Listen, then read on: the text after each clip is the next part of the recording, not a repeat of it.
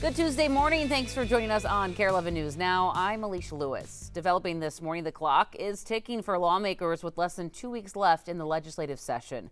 And so far, Governor Tim Walz has only signed a handful of bills. Audrey Russo's at the Capitol with the big topics left to discuss. In these last 2 weeks, lawmakers can expect to feel somewhat of a push from different advocacy groups asking them to consider and pass certain bills.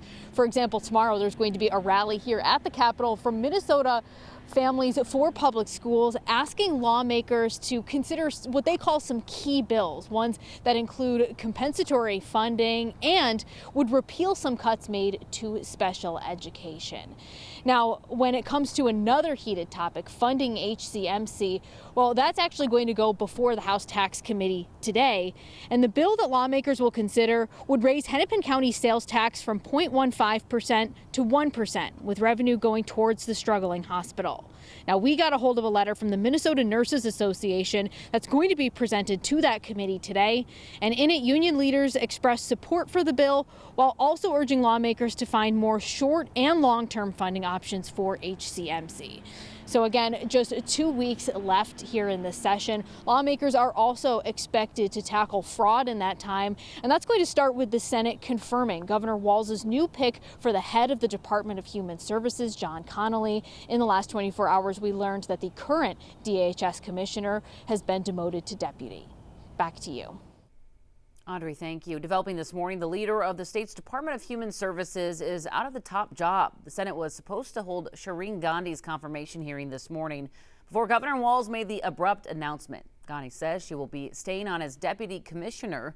Republicans say her departure opens the door for a reset, especially when it comes to tackling fraud. We need focus, we need leadership, and we should have someone new in there who can just have a absolute culture change. No fraud, no excuses, and let's put this house in order. Director of Medicaid John Connolly will take over as temporary commissioner starting next month. Right now he's on medical leave wrapping up treatment for colon cancer. This morning we're waiting for more details from police after a shooting in St. Paul's River Center complex sent 2 people to the hospital. Police say they're investigating 3 different scenes: the River Center parking ramp, outside Grand Casino Arena, and the Ordway Theater. It's not clear what police found at each scene. Police say they were called to the area at around 5:30 last night. Right now, it's not clear what led up to the shooting, but we do know 3 people are in custody. Both men taken to the hospital are expected to be okay. Developing now, Governor Tim Walz has granted an emergency pardon for a man who was scheduled to be deported as soon as today. Homeland Security was set to send Ricky Shandy to Laos, a country he has not seen since he was a toddler, over a crime that he committed more than 30 years ago. The 52-year-old Minneapolis city worker has been in ICE custody since January. But in a unanimous vote, the state recommended a pardon, and the governor called an emergency meeting to grant it and stop his deportation.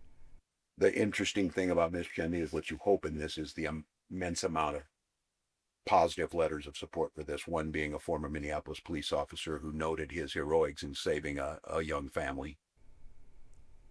Shandy's family says he checks in with immigration officials every year. They say he spent the past 34 years working hard, becoming a devoted husband and loving father to his son, who is currently serving in the Air Force. We've reached out to ICE and the Department of Homeland Security, but we have not heard back. This morning, new details from the BCA on a police shootout in Richfield last week that left a person dead. According to the BCA, Richfield officers were investigating a car prowler at around 3 a.m. last Wednesday.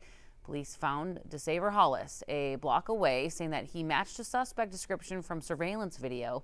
Officials say he ran before struggling with officers. Investigators say when Hollis was on the ground, he pulled a gun and shot one of the officers in the hand. He and another officer shot back. Hollis died at the scene. Both officers are on standard administrative leave. One full day into President Trump's Project Freedom, Iran fired missiles and drones at American ships in the Strait of Hormuz. U.S. Central Command says none of the ships were hit and that American forces intercepted the drones and blew up small Iranian boats. Alice Barr has the latest from Washington. Hi there. The U.S.-Iran ceasefire is increasingly on shaky ground, though both sides are asserting their ships, their boats, were not hit in exchanges of fire as tensions in the Strait of Hormuz hit a new flashpoint. New attacks on oil tankers in the Strait of Hormuz, testing the U.S.-Iran ceasefire, with Iran targeting U.S.-flagged ships with drones, missiles, and small boats. U.S. Central Command says American attack helicopters ran interference, and no U.S. ships were hit. President Trump downplaying Iran's capabilities. They're reduced to these small, little, fast ships. Right. They're very cheap, and they attach a machine gun to it. They think that's good. We knocked out 8 of them today. The ramped-up aggression comes as the U.S. Navy is attempting to guide commercial ships through the strait under the president's new Project Freedom.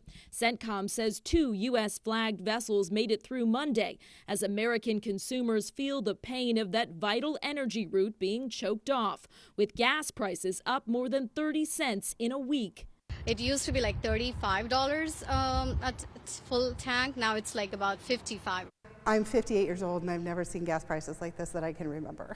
I'm on a fixed income, disability retirement, and this isn't fixed. This just keeps going up and up and up. Small businesses struggling, like this flower shop losing delivery drivers ahead of Mother's Day. They see the impact in it when they fill up their tanks, and a couple have said that they're not doing it. President Trump adamant the short-term pain is worth it. I see it going down very substantially when this is over. All amid a new potential pain point, with Iran again targeting its neighbor and U.S. ally, the United Arab Emirates. The UAE saying its air defenses shot down incoming Iranian drones and missiles, sending tensions soaring.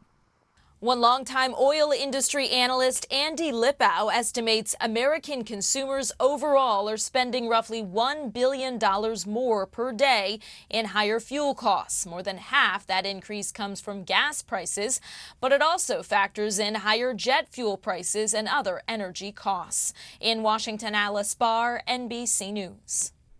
This morning, a cruise ship docked off the coast of South Africa is waiting for help after 3 people died on board. The World Health Organization and the ship's operator say it could be an outbreak of the hantavirus, a rodent-borne illness. Right now, at least 3 other people are seriously sick. For the rest of the nearly 150 people on board, they're being quarantined on the ship. All we want right now is to feel safe, to have clarity, and to get home. So if you're seeing coverage about this, just remember that there are real people behind it, and that this isn't something happening somewhere far away. It's happening to us right now. A lot of scared folks there. The WHO says the risk of the public remains low, so there's no need for panic or travel restrictions. But experts say they're confused about how the disease spread on the cruise. This morning, the Hermantown City Council is weighing a big tax incentive as Google is eyeing a controversial data center there. This is video from their meeting last night.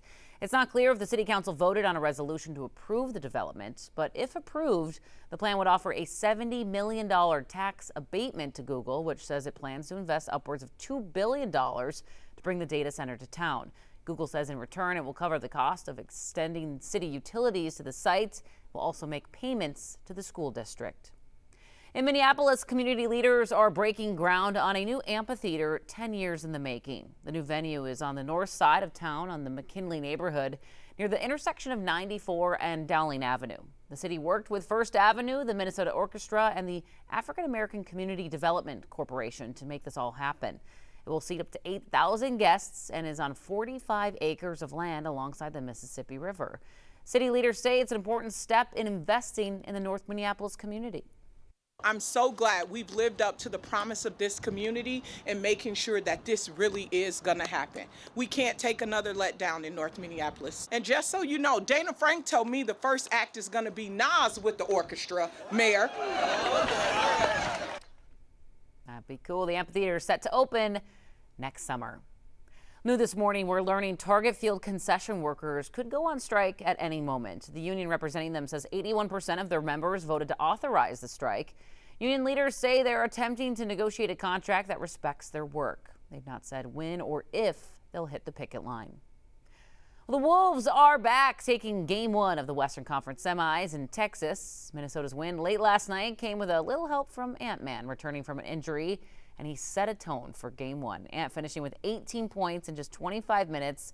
Julius Randle also coming in clutch with 21 points and 10 boards. Here's head coach Chris Finch and Edwards after the game. You know, coming off an emotional series like we just had in years past, I think we would have come into this series a little more giddy, you know, maybe a little more relaxed. We weren't. We were able to level set and have the right approach coming into tonight. I know for a fact, just me being out there, it calms everybody down. Not saying like there's any pressure on any of my teammates, but it takes pressure off of everybody just knowing that I'm out there, I'm available to play. All right, be sure to stick with us. More news and weather coming up after the break.